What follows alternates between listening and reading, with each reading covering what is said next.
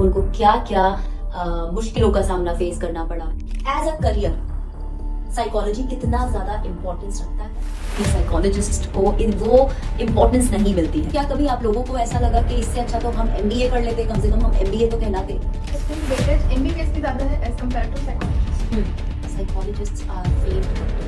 लोग सोचते हैं कि साइकोलॉजिस्ट का काम बातें करने को होता है, और ये जो थेरेपी एट जस्ट ₹99 99 उन्होंने बस एक छोटा सा अगर ट्रायल दे दिया और लोग उससे इंप्रेस हो जाते हैं एज सोशल मीडिया।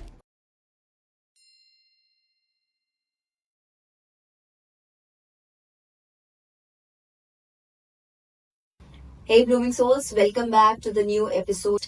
आज का पॉडकास्ट बहुत जरूरी है क्योंकि ये पॉडकास्ट डेडिकेट किया जाता है सारे बडिंग एंड एस्पायरिंग साइकोलॉजिस्ट को। मेरे साथ पढ़े हुए मेरे बहुत डेडिकेटेड स्टूडेंट्स जो कि आज अपने करियर में अपना career as a counselling psychologist वो बहुत ज्यादा अच्छा काम कर रहे हैं। सो आज के इस पॉडकास्ट में मैं ये जानने की कोशिश करूंगी उनके थ्रू कि उनको क्या क्या मुश्किलों का सामना फेस करना पड़ा है और उनको क्या एग्जैक्टली कितना सपोर्ट मिला है, कितनी अपॉर्चुनिटीज मिली है, क्या उनका स्ट्रगल रहा है।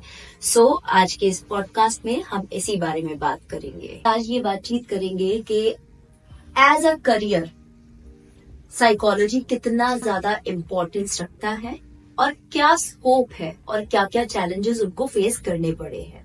सो आगे बढ़ते हुए मैं आपसे ये सवाल पूछना चाहूंगी कि आप लोगों की जर्नी में आप लोगों ने अपने आप को रिफॉर्म करा, करेक्ट? सो इसके साथ साथ क्या कभी ऐसा लगा, रिग्रेट फील करा कि यार मास्टर्स के बाद भी साइकोलॉजिस्ट को वो इम्पोर्टेंस नहीं मिलती है, करेक्ट? सो क्या कभी आप लोगों को ऐसा लगा कि इससे अच्छा तो हम MBA कर लेते, कम से कम हम MBA तो कहलाते। सो इसके ऊपर आपका क्या कहना है, ये बताइए। Thank you so much ma'am for this opportunity and for inviting us। Psychology as a career, मैं बहुत छोटी थी। I remember उस टाइम मुझे पता था कि सामने वाला बंदा या सामने वाला पर्सन अगर कुछ फील कर रहा है तो उसके पीछे उसकी एक स्टोरी है, उसके इमोशंस हैं। वो फॉर नो रीजन उसका वो इमोशन ऐसे ही नहीं बिल्डअप हो गया और उसकी ही वजह से वो इतना एग्रेसिव हो रहा है, वो किसी की बात नहीं सुन रहा, वो रो रहा है। तो तब आई गेट टू नो कि ऑब्वियसली जो दैट पर्सन इज फीलिंग उसकी भी स्टडी होती है। तो मुझे वो स्टडी में आगे अपना कंटिन्यू करना है, मुझे लोगों को समझना है, लोगों को समझाना है। वो अगर कुछ उनके इरैशनल थॉट्स हैं तो उसको रैशनल में कन्वर्ट करना है। तो that's why I choose psychology because still weightage MBBS की ज्यादा है एज कंपेयर टू साइकोलॉजिस्ट। तो जब मेरी मास्टर्स कंप्लीट हुई थी आई वॉज वेरी हैप्पी कि yes I am a psychologist now. But still आप कहीं बाहर जाओ, गैदरिंग में जाओ, जब लोग आपको ऐसे इंट्रोड्यूस कराते हैं कि that's I am a psychologist, तब भी okay, they are like okay. But वहीं अगर कोई MBBS मिल जाए पीपल उनको बहुत प्रेज करते हैं कि oh my God such a big degree you have. तो वो चीज फील होती है, नो डाउट। बट हाँ, कभी मुझे ऐसा रिग्रेट नहीं हुआ कि यार कुछ और ले लेते, कि मैंने क्यों 2 साल इसमें लिया। नहीं। पर एक बात यहाँ पर मैं ऐड करना चाहूंगी कि जब मैं हॉस्पिटल में when I joined one of the hospitals in Delhi, तो वहां पर मुझे पर्सपेक्टिव सुनने को मिला that psychologists are failed doctors. जिन लोगों से नीट क्लियर नहीं होता है वो साइकोलॉजी में चले जाते हैं। सो मुझे सुनकर पर्सनली बहुत बहुत ज्यादा हर्ट हुआ। टू बी ऑनेस्ट, मैंने खुद क्लियर कर लिया था NEET and because of some reasons the college was not in Delhi and out of Delhi, तो इस चक्कर में I could not pursue that।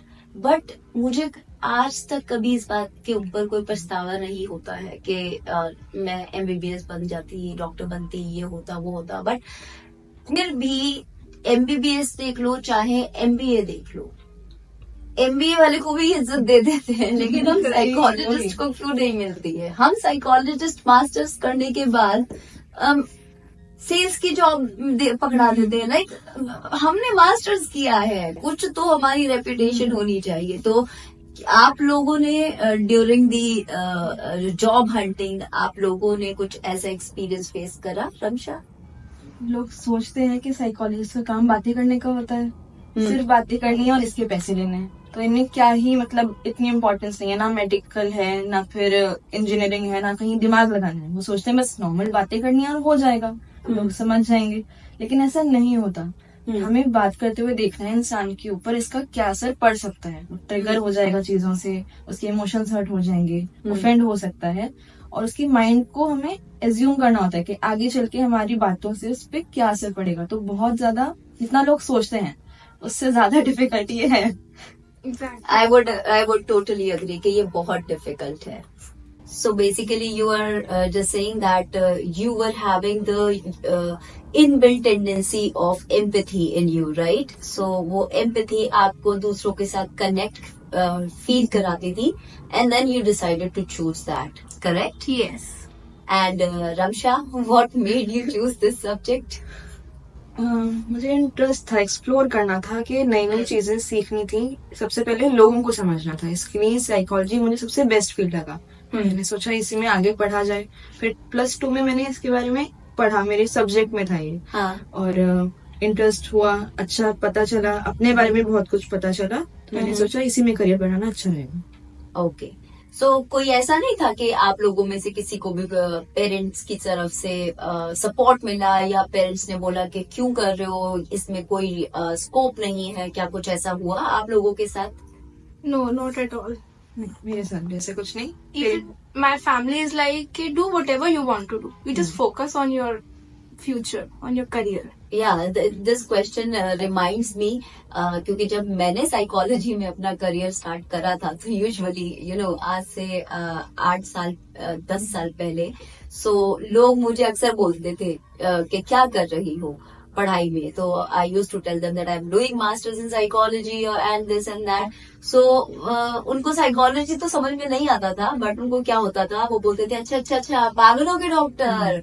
हाँ अच्छा, मैंने कहा नहीं, पागलों के डॉक्टर नहीं है हम, प्लीज हमको इज्जत दो, हम भी इज्जत के हकदार है। So I am feeling very happy कि बाय द टाइम ये स्टिग्मास रिमूव हो रहे हैं। लोगों का मानना ये भी है कि जो लोग कुछ नहीं करते हैं वो लोग साइकोलॉजी करते हैं, करेक्ट? सो क्या आपने भी इस चीज को फेस करा है कि लोगों ने आपको डीमोटिवेट किया हो, या फिर ये बोला हो कि psychology is nothing and things like that? आप लोगों ने भी इस चीज को फील किया है? Well, not at all. यार ये तो बहुत अच्छी बात है, मतलब मेरे ही टाइम में सारी की सारी चीजें हो रही थी। It all happened during my time. मतलब psychology was a fresh term. After Covid बहुत ज्यादा इसका अवेयरनेस हो चुकी है, तो लोग इसको कुछ ज्यादा रिस्पेक्ट देने लगे हैं, बट हमारे टाइम तक तो हमें बस I just simply can't explain the pen.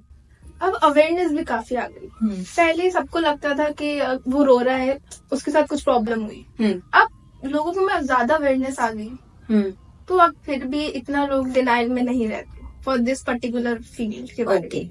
So स्वालिहा and Ramsha, आप लोग 1 साल से काम कर रहे हैं इस फील्ड में, और आप लोगों ने हर तरीके का एक्सपीरियंस हमारे साथ लिया है, करेक्ट? सो आपकी journey from an aspiring psychologist to the consultant psychologist, वो पूरी जर्नी कैसी रही आपकी? सबसे पहले मैं रमशा से जानना चाहूंगी। जब मैंने स्टार्ट किया था, आप ही के साथ सब कुछ स्टार्ट किया था, तो मैं इंटर्नशिप के लिए आई थी। एक नया एक्सपीरियंस था मेरे लिए, लोगों को देखना, लोगों को समझना, प्लस वो अपनी प्रॉब्लम्स बता रहे हैं, ठीक है? उनको हम जज नहीं करते, सबसे पहली बात पूरी तरह समझना है, उन्हें सोल्यूशंस प्रोवाइड करनी है। वो एक नया चीज था। बेसिकली हम अपने दोस्तों के साथ भी वो करते हैं, पर उन पे उसका इम्पैक्ट नहीं पड़ता। वो उसको करेंगे नहीं करेंगे वो सब उनके ऊपर है, लेकिन एक साइकोलॉजिस्ट होने के बाद ये काइंड ऑफ अ ड्यूटी हो जाती है कि हम इंसान को इस तरह से हेल्प करें। तो ये काफी यूनिक चीज थी मेरे लिए। सो ये जो पूरा टेन्योर आपका 1 साल का रहा है, आपने पेशेंट्स भी डील करे हैं, क्या ये स्ट्रगल और ये सफर, ये जर्नी कैसी रही आपकी इन दिस फील्ड? देखिए, हर इंसान की तरह हर टाइप के इमोशंस मैंने यहाँ पे इनकाउंटर किए हैं, मैंने भी एक्सपीरियंस किए हैं, लोगों ने भी देखा है मुझे। तो अच्छा था ओवरऑल, और कई जगह दिक्कत भी हुई तो हैंडल करने के लिए आप लोग थे, तो मेरा ओवरऑल तो बहुत अच्छा। So well, thank you so much हमारी इतनी तारीफ करने के लिए। So basically during this year, firstly when I joined, तो बहुत नया नया सब कुछ बड़ा मजेदार था कि ओके ये वाले भी ऐसा कुछ लोग सोचते हैं, ऐसा भी सोचते हैं। बट उस टाइम मैं ये सोचती थी कि बहुत इजी है यार, ये क्यों नहीं समझ सकते, इन्हें खुद को क्यों समझ नहीं आता कि इनको क्या करना चाहिए, इन्हें ऐसे स्टेप लेना चाहिए। बट धीरे धीरे जब उनसे बातचीत करी, पेशेंट्स को देखा, सब कुछ करा, then I get to know कि ओके इनके माइंड में वो चीज उस वे में, उस स्टेप बाय स्टेप नहीं है जिस वे में मैंने सोची है। तब आई गेट टू नो के ऐसे जर्नी मेरी स्टार्ट हुई। अलग अलग पेशेंट्स, अलग अलग लोग, अलग अलग उनके वे ऑफ थिंकिंग, मुझे बहुत एक्सपोजर मिला, बहुत। और उसमें मैंने अपने ऊपर इतना काम किया, मैंने अपने थॉट्स इतने डेवलप करे, जो मेरे इरैशनल थॉट्स है, नेगेटिव थॉट्स, उसमें मैंने खुद को भी पाया। So well, according to you people that psychology ने आप लोगों को पर्सनली भी रिफॉर्म किया है, correct? So well, I totally understand and I agree to this point के मैंने खुद ने अपने ऊपर बहुत मेहनत करी है। After coming into this field, psychology ने मुझे टॉलरेंस लेवल सिखाया है, पेशेंस लेवल सिखाया है, मेरे अंदर एम्पैथी किस हद तक होनी चाहिए वो सिखाया है। सो मतलब I truly appreciate the beauty of understanding people. So this is something we all should understand. When it comes to the money side, एक तरफ इंस्टाग्राम पर ये चलता है दैट थेरेपी इज एक्सपेंसिव, दूसरी तरफ आप 99 रुपीज वाली थेरेपी निकाल कर रख देते हो, राइट? एक 3999 का कोर्स आप 399 में दे रहे हो। सो इन सब चीजों को हमने एज अ स्टूडेंट आप लोगों ने क्या डिफरेंस पाया कि क्या ऐसा होता है लोग साइकोलॉजी ऑफ मनी के चक्कर में वो जस्टिस नहीं कर पाते हैं इस पर्टिकुलर फील्ड के साथ? कैसा हुआ है आपके साथ? मैंने देखा है ग्रुप ऑफ स्टूडेंट्स अगर कोई बैठा हो, लाइक एग्जाम्पल लेते हैं कि 3-4 लोगों के साथ एक बच्चा बैठा है और वो अपने फ्रेंड्स को गाइड कर रहा है, हेल्प कर रहा है, क्योंकि उसको अंडरस्टैंड है उस टॉपिक के बारे में। तो लोग उसको बढ़ा चढ़ा के बोल देंगे कि तू कितना अच्छा है। हाँ, वो इन्फ्लुएंसर बन जाएंगे या कुछ भी बन जाएंगे, ठीक है। उसके बाद वो लोगों को हेल्प करेंगे, उसके पैसे चार्ज करेंगे। वो अपने आप को बिना किसी डिग्री और कोर्स के एक थेरेपिस्ट वाली अपना एक इमेज बना लेंगे कि मेरे पास आओ, मैं आपको हेल्प प्रोवाइड करूंगा। वो एक अच्छे भले प्रोफेशन को, एक अच्छे भले इंसान को एक मजाक बना देंगे। और साथ साथ इसकी वजह से उन लोगों के साथ भी खतरा है जिनको थेरेपी की नीड है। Well, absolutely correct Ramsha. And हम फ्यूचर में इसी तरह के एपिसोड साथ में करते रहेंगे। एंड आई थिंक कि आप लोगों से मुझे बहुत सारी इंफॉर्मेशन और बहुत क्लैरिटी मिली है कि मिलेनियल्स और जेनजी के टाइम में बहुत फर्क आ चुका है। मिलेनियल्स के टाइम में साइकोलॉजी को एज अ टैबू समझा जाता था। आज जेनजी, छोटे छोटे बच्चे खुद बोलते हैं कि we want to have a therapy session. तो कहीं ना कहीं ये मैसेज एक गलत जा रहा है कि सोशल मीडिया इन्फ्लुएंसर्स नहीं बन सकते हैं साइकोलॉजिस्ट। फॉर गॉड सेक, हमने 8 साल 9 साल पढ़ाई करी है, मैंने कितने सर्टिफिकेट कोर्सेज करे। I did primer in psychopharmacology from American psychological association. इतनी मेहनत करने के बाद एक सोशल मीडिया इन्फ्लुएंसर हमसे ज्यादा आगे निकल रहा है। क्यों Swaleha? Just let us know, public wants to know. उनके पास लोग हैं, फॉलोअर्स हैं, बट इन्फ्लुएंसर है वो, इसलिए। फॉलोअर्स तो ठीक है यार, बट फॉलोअर्स ही तो सब कुछ नहीं होता है ना।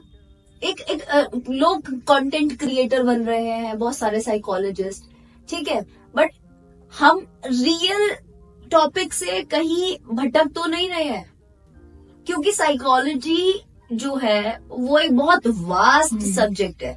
और उसको स्टडी करना, उसको अप्लाई करना to the community is a way too difficult. ठीक है, फिर इस बीच में लोग अपने मतलब ये सोशल मीडिया इन्फ्लुएंसर्स आते हैं डिप्रेशन के, साइकोलॉजी सेज, भाई psychology never says, psychology never says, only we says, Sigmund Freud said, ठीक है, Erik Erikson said, psychology never say anything. तो ये जो फैक्ट्स आते हैं, मैंने मतलब इतनी किताबें पढ़ ली यार, हिप्नोथेरेपी भी सब कुछ पढ़ लिया, लेकिन मुझे कभी भी किसी किताब में ये नहीं लिखा साइकोलॉजिस्ट से जो बंदा ज्यादा रोता है उसको क्या कहते हैं, बहुत केयर की जरूरत है, या फिर जो बंदा ज्यादा हंसता है तो उसको बहुत ज्यादा केयर की जरूरत है। तो ये जो चीजें आ रही हैं, इससे लोग मिसगाइड फील नहीं कर रहे हैं। और ये जो थेरेपी एट जस्ट ₹99, ये क्या करते होंगे? बस वही आजकल आप देखें ना, लोगों में इतनी नॉलेज पूरी तरीके से नहीं है, उनके पास छोटा बहुत कम नॉलेज है, और उसके बाद क्या 99 में उन्होंने बस एक छोटा सा एज अ ट्रायल दे दिया और लोग उससे इन्फ्लुएंस हो जाते हैं एज सोशल मीडिया। और क्या है, But we are having our session of 60 minutes और उसमें हम कंटिन्यूअस हम उनके हर एक चीज के ऊपर काम करते हैं। एंड ये इसी से बात आती है कि मुझे पर्सनली मेरे किसी one of my known said that के तू साइकोलॉजिस्ट इतना पढ़ने के बाद इतना नहीं कमा रही है जितना वो XYZ मोटिवेशनल स्पीकर कमा रहा है। तो मुझे इतनी तकलीफ हुई, मेरे दिल पे जाकर लगी वो बात, which is fact. I cannot deny that. वो अपनी जगह सही है। पर मुझे ये समझ में नहीं आ रहा है कि we the mental health professionals, हम कहाँ पीछे रह रहे हैं कि लोग इन्फ्लुएंसर से ज्यादा इन्फ्लुएंस हो रहे हैं। Just because they are influencers तो इन्फ्लुएंस होना है उनसे। पता है मेनली क्या है, लोग सोचते हैं कि थेरेपी बहुत एक्सपेंसिव है, वी कांट अफोर्ड, तो क्यों ना इंस्टाग्राम पे कोई एड दिखाए 99 या 199, जस्ट गो फॉर इट। 200 रुपए तो है, 300 रुपए तो हम यहाँ दे सकते हैं, वी कैन अफोर्ड 1500, 2000। लोगों में यही अवेयरनेस नहीं है। तो ये चीज शायद लोगों को पहले पता होनी चाहिए कि therapy is not too much expensive. तो रेदर देन आप वो इंस्टाग्राम इन्फ्लुएंसर्स के पास जाओ, just come to the professionals. लोग ये नहीं करते। और ये जो इन्फ्लुएंसर्स आजकल जो ज्ञान बांट रहे हैं उसके ऊपर क्या कहना है आपका? उन्हें पता ही नहीं कौन सी चीज को कैसे प्रायोरिटाइज करना है, और इसके लिए वो लोगों को, जेन्युइन लोगों को मिसगाइड कर पा रहे हैं। तो इस बात से मुझे ये समझ में आ रहा है कि एक मोटिवेशनल क्लिप जो होती है वो 1 मिनट की हुई या 5 मिनट की हुई या 10 मिनट की हुई, उसमें बोला तुम उठो, भागो, सुबह उठो, काम करो, फलाना करो, दिमाग करो, ये करो, वो करो, ये करो, वो करो, ठीक है जी। फिर उसके बाद बंदा जो है वो डिप्रेस्ड फील कर रहा है। प्रॉब्लम तो यहीं पर आ रही है बॉस कि वो आइसोलेट फील कर रहा है, वो कैसे उठ जाएगा? तो एक मोटिवेशनल जो क्लिप है हम जो देखते हैं वो 1 मिनट की होगी, ज्यादा से ज्यादा 5 मिनट की होगी, राइट? उससे बंदा कितनी देर तक मोटिवेटेड रहेगा? वो उस वक्त मोटिवेटेड जरूर फील करेगा, अपने लिए वो कुछ करे भी, लेकिन कितनी देर के लिए? मुश्किल से 3-4 घंटे उसे अच्छा लगेगा कि हाँ मुझे इससे बहुत फर्क पड़ा है, मुझे अपने लिए कुछ करना चाहिए, मैं कब तक ऐसे रहूंगा। जरूर वो ऐसा सोच सकता है, कर सकता है, लेकिन उसे असली जो सपोर्ट चाहिए वो बाकी लोगों से चाहिए, अपनी फैमिली से चाहिए। उससे पहले अपने इनर जो थॉट्स हैं, ट्रॉमा है, जो भी कुछ वो अंदर लेके बैठा है उस पर डील करना है। सो मेंटल हेल्थ प्रोफेशनल्स का कंपैरिजन इन्फ्लुएंसर्स के साथ एंड कुछ इम्पोर्टेंट स्टेप्स बहुत जरूरी है जो कि हम ले सके, that not everyone can give you the therapy सिर्फ बात करने का नाम नहीं है, नहीं है, नहीं है। प्लीज समझो, प्लीज प्लीज। हर कोई मेडिसिन नहीं ले सकता, हर कोई थेरेपी भी नहीं ले सकता। Exactly. Well Ramsha, I am so proud of you. I'm so proud of you, both of you. So thank you guys, आप लोगों ने अपना वक्त निकाला एंड हम लोग इंशाल्लाह अपने नेक्स्ट एपिसोड्स भी हम इससे रिलेटेड टॉपिक्स पर करेंगे and I hope you guys had a great time with us. जी मैम, हमें बहुत अच्छा लगा अपनी इन्फॉर्मेशन शेयर करके। Thank you so much people. Sadaf Saeed signing of.